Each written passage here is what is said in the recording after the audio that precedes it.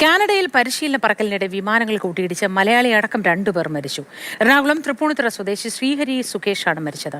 കാനഡയിലെ Harv's air pilot training school വിദ്യാർത്ഥിയായിരുന്നു ശ്രീഹരി. സ്നേഹമോൾ തയ്യാറാക്കിയ റിപ്പോർട്ട് കാണാം. ട്രെയിൻ ചെയ്തിരുന്ന ഇൻസ്ട്രക്ടർ തന്നെ ഡയറക്റ്റ് വിളിച്ചിട്ട് നമ്മളോട് കാര്യങ്ങൾ സംസാരിക്കുകയാണ് ചെയ്തത്. ഒഫീഷ്യൽ കൺഫർമേഷൻ എന്നുള്ള രീതിയിൽ വന്നത് ആ സമയത്താണ്. 2 ഫ്ലൈറ്റും ഒരേ സമയത്ത് ലാൻഡ് ചെയ്യാൻ നോക്കുകയായിരുന്നു. 2 ഫ്ലൈറ്റും ലാൻഡ് ചെയ്യാൻ ശ്രമിക്കുന്നതിനിടയിലാണ് അപകടം സംഭവിച്ചെന്നുള്ള രീതിയിലാണ് നമുക്ക് അറിയാൻ കഴിഞ്ഞത്. അപ്പോൾ ഇൻസ്ട്രക്ടർ പറഞ്ഞത് മുകളിലുള്ള വിമാനത്തിന്റെ വീല് താഴത്തുള്ള വിമാനത്തിന്റെ ഫ്യൂസലാജിൽ വന്ന് ഇടിക്കുകയോ അങ്ങനെ എന്തോ ചെയ്തു എന്നുള്ള രീതിയിലാണ് പറഞ്ഞത്. കാനഡയിലെ വിമാനങ്ങളുടെ പരിശീലന പറക്കലിനിടയിലാണ് ഈ അതിദാരുണമായ സംഭവം ഉണ്ടായിരിക്കുന്നത്.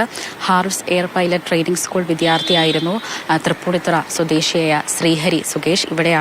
ഇവിടെ ന്യൂ സ്റ്റാച്യു റോഡിലെ കൃഷ്ണ എൻക്ലേവ് ഇവിടെയാണ് ശ്രീഹരി താമസിക്കുന്നത്. അച്ഛൻ ബാങ്ക് ഉദ്യോഗസ്ഥനാണ്, സെൻട്രൽ ബാങ്ക് ഉദ്യോഗസ്ഥനാണ്.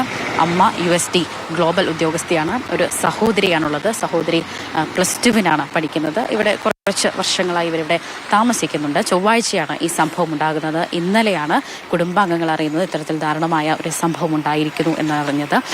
നമ്മളോടൊപ്പം കൃഷ്ണ എൻക്ലേവിൻ്റെ ഓണറാണ് ചേരുന്നത്. എപ്പോഴാണ് വീട്ടുകാർ അറിഞ്ഞത്?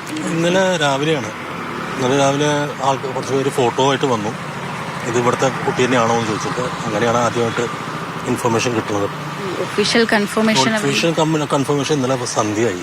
അത് ഈ ഫ്ലൈയിങ് ക്ലബ്ബിൽ നിന്ന് ഡയറക്ടറുടെ മകനാണ് വിളിച്ചത്. ഇങ്ങനെ സംഭവിച്ചു എന്നുള്ളത്. ഇന്നിപ്പോൾ രാവിലെ നോക്കാണ് അവിടുത്തെ ഡീറ്റെയിൽസ് ഒക്കെ വന്നു തുടങ്ങിയത്. ബോഡി ഇങ്ങോട്ട് എത്തിക്കും.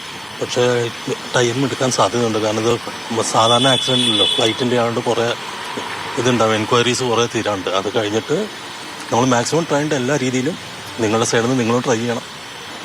എന്തായാലും ശ്രീഹരിയുടെ മൃതദേഹം ഇവിടെ സ്വദേശത്തേക്ക് എത്തിക്കാൻ ഏകദേശം ഒരാഴ്ചയോളം സമയമെടുക്കുമെന്നാണ് പറയുന്നത്. അതിൻ്റെ പ്രൊസീജിയേഴ്സിന് കാലതാമസമെടുക്കും. ഏതായാലും അതിന് എല്ലാവരുടെയും സഹകരണം, അധികൃതരുടെയും എല്ലാം സഹകരണം വേണം എന്നാണ് ഈ ബന്ധുക്കൾക്കും അതുപോലെ തന്നെ ഈ ശ്രീഹരി അറിയാവുന്ന എല്ലാവർക്കും പറയാനുള്ളത്. ഏതായാലും അതിദാരുണമായ സംഭവം എന്ന് തന്നെ പറയേണ്ടിയിരിക്കുന്നു. എത്രയും പെട്ടെന്ന് നടപടികൾ പൂർത്തിയാക്കി ശ്രീഹരിയുടെ മൃതദേഹം ഇവിടെ സ്വദേശത്ത് എത്തിക്കുവാനായിട്ടുള്ള നടപടികളിലും ഒരുക്കത്തിലുമാണ് ബന്ധുക്കളും കുടുംബാംഗങ്ങളും.